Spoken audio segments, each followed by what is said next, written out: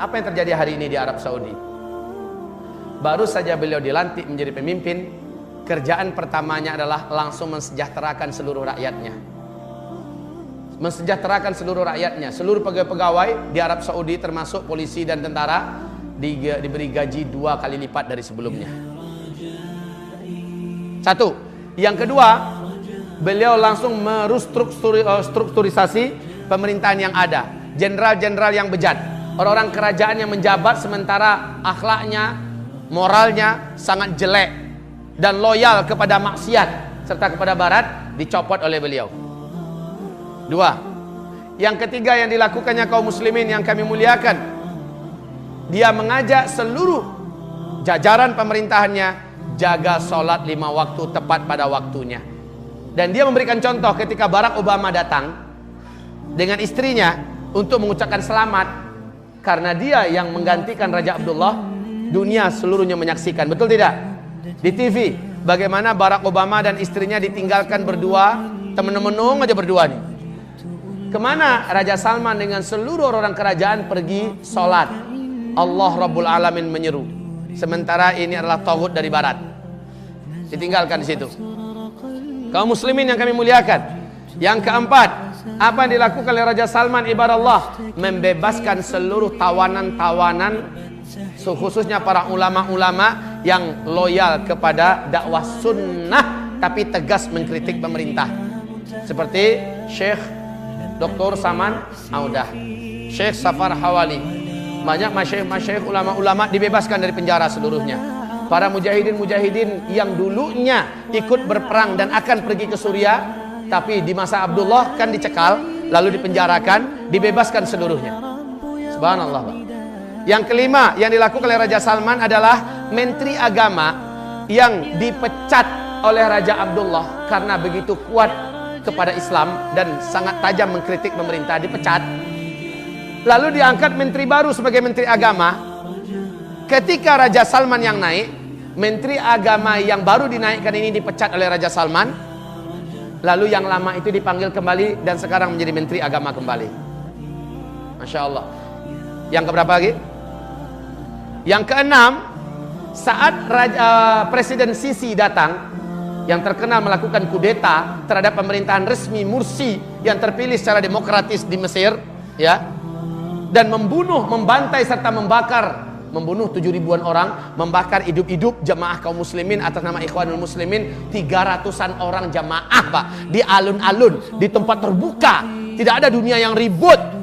Amerika sok-sok ribut sedikit, padahal dia punya makar di belakang itu untuk menggulingkan Mursi. Setelah Mursi berpidato, kita wajib bebaskan Al-Quds, kita menuju khilafah. Ini pidato Mursi, subhanallah, ini menggoncangkan Yahudi, Pak, sehingga Amerika dan lain-lainnya bergerak dengan serentak. Termasuk yang paling gelisah itu adalah Raja Abdullah. Kemudian ketika Sisi melakukan kudeta, biayanya ditanggung oleh Raja Abdullah. Ketika selesai, ketika seluruh dunia masih ternganga melihat kejadian di Mesir, Raja Abdullah lah yang paling pertama mengucapkan selamat kepada As-Sisi. Jadi maaf ini, mana dia ilmu yang diajarkan di mana-mana oleh kawan-kawan kami yang mengaku sebagai salafus soleh di Indonesia ini. Tidak boleh melakukan kudeta kepada pemerintahan resmi. Mursi itu kan pemerintahan resmi. Pemerintahan resmi, terpilih secara resmi kaum muslimin. Ternyata di kudeta, harusnya kudeta itu kan bughot. Kenapa tidak diperangi? Malah ikut mengucapkan congratulations for you. Lalu apa kata Saudi mengatakan dengan gagahnya? Wahai Sisi, jangan cemas. Kalau seluruh dunia menolak kalian, maka kami menerima kalian. Kalau seluruh dunia menutup pintu dari kalian, kami memberikan pintu kami kepada kalian. Maka dana pertama yang mengucur adalah $1 miliar, Pak. Diumumkan seluruh TV seluruh dunia dari Arab Saudi untuk Sisi, untuk menstabilkan kembali keadaan pemerintahan. Lalu mengalir setiap bulannya dana miliaran dolar, Masya Allah, Pak, dari Saudi.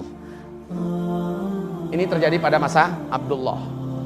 Nah, setelah Raja Salman naik, bantuan itu diputus habis-habisnya. Tidak satu tetes pun mengalir dari Arab Saudi untuk Sisi ini. Ketika Sisi coba datang, mencoba menjilat, mencoba juga ingin mengucapkan selamat, disambut dengan dingin oleh Raja Salman. Tak lebih dari 2 jam, Pak, sangat dingin sambutan Raja Salman. Dan pulang kembali marah-marah orang-orang yang pro dengan Sisi, sampai diumumkan di TV Mesir, bahwa mereka sangat benci dengan Salman segala macamnya, awas nanti bla bla bla bla, kan gitu kan? Karena presidennya tidak dihormati. Gimana menghormati pembunuh kaum muslimin?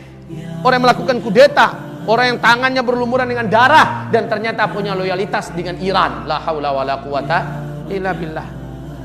Namun yang ketujuh, saat Erdogan datang, Pak. Erdogan, presiden Turki, inilah presiden Islam yang mana di tangannya Turki menuju kepada puncak kejayaannya sekarang ini, Pak. Hanya 10 tahun beliau baru memimpin di Turki, Pak. Eropa seluruhnya kalah oleh Turki. Dalam hal apa saja? Dalam hal pendidikan, dalam hal teknologi, apalagi dalam hal ekonomi, Pak. Di segi militer, Turki sudah mampu membuat senjata perang sendiri, pesawat tempur sendiri. Turki sudah memproduksi alat-alat, bahkan di Amerika dan Eropa hari ini, Pak, dalam 3 alat elektronik pasti satunya dari Turki, dan itu mesti yang terbaik dengan harga yang mahal.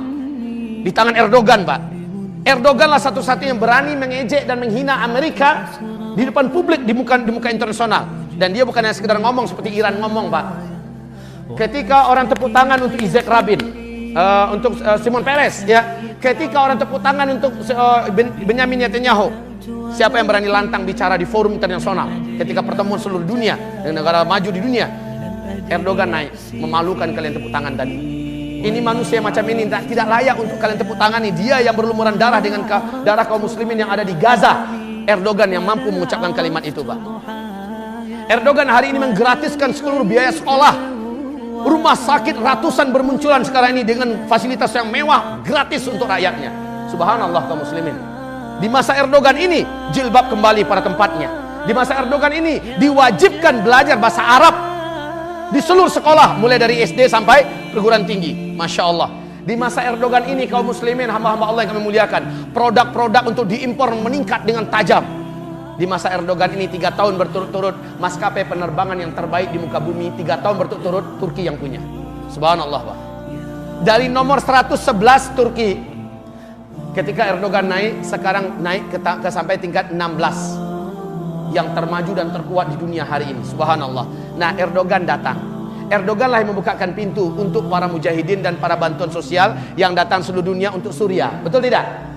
Turki lah satu-satunya negara yang menjadikan perbatasannya sebagai tempat yang terbuka untuk menerima para pengungsi dari Suriah. Dan jutaan sekarang diberi makan tiap hari, Pak. Diberi makan tiap hari. Diberikan pelayanan kesehatan dan sebagainya. Dan siapapun mujahidin yang datang dari Eropa, dari Indonesia, dari mana datang, dipersilakan masuk dari perbatasannya. Hanya Turki satu-satunya, beraninya luar biasa. Barat, Amerika nggak berani macam-macam. Kenapa? Turki sudah menjadi singa Eropa hari ini. Saat dia datang, disambut oleh Raja Salman dengan sangat hangat. 3 hari 3 malam mereka bersama dengan sangat indah. Luar biasa, Pak. 3 hari 3 malam, lalu keluar keputusan bersama bahwa semua energi, semua potensi, semua kemampuan yang ada pada Turki, yang ada pada Arab Saudi akan dikerahkan untuk menjatuhkan Bashar Assad. Allahu Akbar. Ini Raja Salman loh, Pak. Maka seluruh pejuang-pejuang yang ada di Suriah selain ISIS akan ditopang sepenuhnya. Subhanallah.